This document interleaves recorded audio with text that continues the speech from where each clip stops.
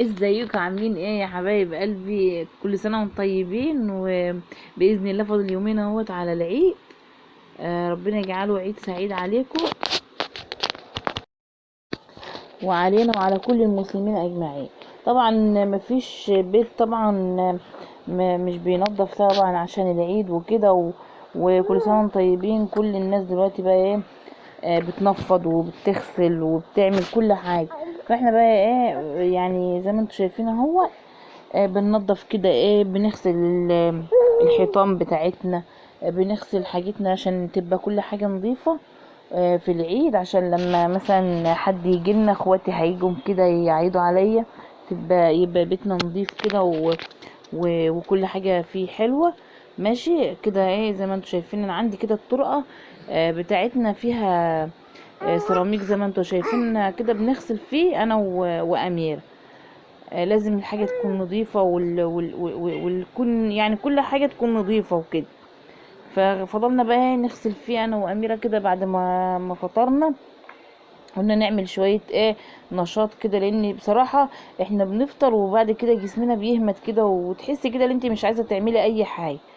فقلت لها يا اميره، بدل ما يعني ننام او كده، لا تعالي نخلص ايه. احنا كنا طبعا، انا كنت نزلت لكم فيديو واحنا بنبيض الصاله عندنا والمطبخ، فكان مهدود حيلنا بصراحه. بس طبعا ايه، ما كان وهو بيدهن وكده نزل على على البلاط ده، هو دهان وكده، فقلنا نغسله انا وامير.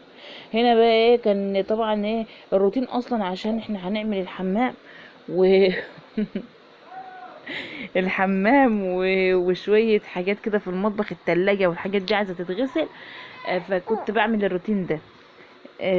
فايه، بصوا زي ما انتم شايفين اهو، انا بقى بغسل الحمام. هنا بحب الحمام يبقى نظيف، لان انا اصلا لما بشوف الحمام عندي مش نظيف، انا بصراحة مش عارف، بحس ان كل حاجة مش نظيفة. ايوه، المهم يعني ايه، الحمام ده بيبقى اهم حاجة وتحس كده ان هو نظيف، الدنيا كلها عندك نظيف. ماشي. هنا طبعا عشان عندنا الموتور جنب الشباك، فانا كنت خايفه بصراحه، مصغره السلكه خايفه اتكهرب. كنت عايزه اعيد، خايفه اتكهرب ولا حاجه من السلك. فصغرت السلكه خالص، زي ما انتم شايفين انا بغسل بسلكه عادي يعني. هنا الحمام اهوت، غسلته ونضفته خليته زي الفل. زي ما انتم شايفينه، والحوض والحنفيات وكل حاجه، حتى المرايه اللي هي بتاعت الوش دي انا برضو ايه ما غسلتها. سبحان الله، المرايه ديت يعني بغسلها بالميه، مش بلونها، مش يعني هي اصلا مش بيحصل لها حاجه، مش بتسمر او اي حاجه، بتن نضيفه زي هي زي ما هي. ماشي. بوريكم بقى الحمام اهوت نضيف زي الفل، مفيش اي حاجه. غسلت الشباك اللي كنت خايفه منه، وغسلت الرشاشه اللي هي بتاعت الحمام، تحط فيها المعجون والحاجات ديت، والشامبوهات والحاجات ديت، غسلتها برضو. او الحمام اهو زي ما انتم شايفين زي الفل. هدخل بقى على الروتين بقى اللي هو الجامد بقى قوي دوت، اللي هو بتاع التلاجة والغسالة والبوتاجاز. بس انا بصراحة يعني، بصراحة معلش يعني، انا ما غسلتش امبارح غير التلاجة بس، عشان انا صراحة تعبت جامد، لان رجلي، ادعولي دي ربنا يشفيني، رجلي كانت بتوجعني ومش بعرف يعني ايه، اللي انا نقف عليها وكده فترة طويلة. فمسكت بقى الحاجات بتاعت التلاجة كده وقعدت اغسل فيها لحد ايه، وبعد كده لحد ما نضفتها. بعد كده خدتهم كده، كفتهم على الرخامة بتاعتي لحد ما ايه يصفوا ميتهم وكده، كنا انا غسلت التلاجة نفسها. تمام اهو. بصوا كده بغسل بغسل الدرج الكبير اهو بتاع التلاجة.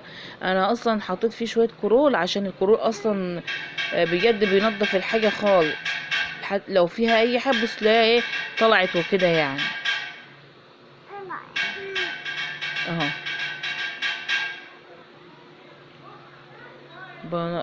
بغسلهم، وبعد ما اغسلهم بكفيهم.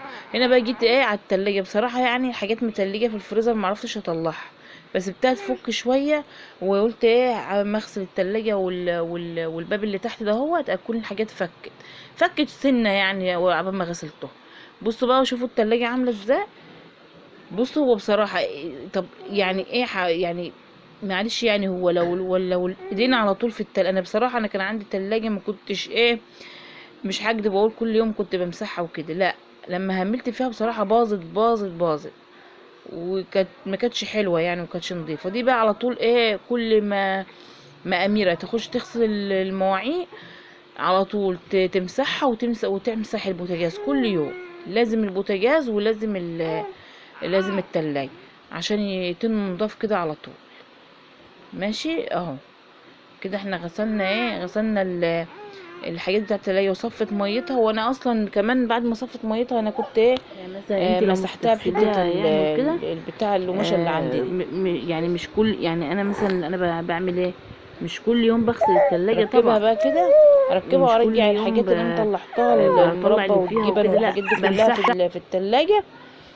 وهقفلها من تحت، وهشتغل في الفريزر بقى، اطلع الحاجات اللي فيه فكت، واغسل ايه واحده واحده.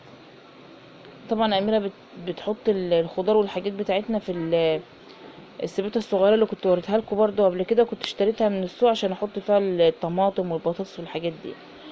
هي بص بقى الحاجه بقى اللي كلنا بنستناها دي، احلى حاجه بصراحه في العيد. انا بستنى العيد عشان الفسيخ. بصوا، فسيخ من عند خميس فوة، اللي هو عندنا يعني مشهور خالص في دمنهور. في فلاق عند دوران فلاقة كده. جبته انا وابو شهد، بصراحة حاجة كده تحفة تحفة تحفة، فسيخ في منتهى الجمال. بصوا كده، تمسكيه كده زبدة كده. هو وراهولنا، كان بالنهار وكنت صايمة وكده، وراهولي كده. بصي حاجة يعني جميلة، كنت لو مش صايمة كنت هاكل منه والله. بصوا هنا بوريكم بقى الفرشه بتاعت الانتريه كده، طلعت. انا اصلا يعني ايه، خدتها من الانتريه عشان كنت لسه همسحه وكده وانضفه، وبعد كده هحط الحاجات ديت اللي شلت على الكراسي. اهوت برضو بوريهولكوا اهوت. آه، يعني همسح واحطه على الكراسي وهوريكم بقى ايه الفينش بقى في الاخر كده، يوم العيد، يوم الوقفه بتاعت العيد، هوريكم شقتي شكلها ايه بعد ما انا رتبتها ونضفتها وحفرش. والسجاده اهوت مغسول طبعا. غسلنا السجاد في المغسله اسهل يعني. هي صراحه الستاره دي الوحيده اللي ما غسلتهاش لسه، هغسلها بكره. والنيش فاضي هرصه، لسه هرص النيش. والستاره ديت انا كنت غسلاها، مسكتها كده في الصاله مع نفسي، قعدت ايه اركب لها الخلفيه بتاعتها اللي هي من ورا دي، وركبتها وكده. وبعد كده علقناها. وهي بصراحة كانت زي الفل. كانت يعني يا جماعة بصوا، كانت يعتبر كانت عليها تراب، كمية تراب، لان انا ما غسلتهاش من يوم ما ولدت بصراحة. فكان عليها كمية تراب، بس بصراحة ايه راحت زي الفل. هي طبعا وبتاعت الانتريه برضه نضفوا خالص.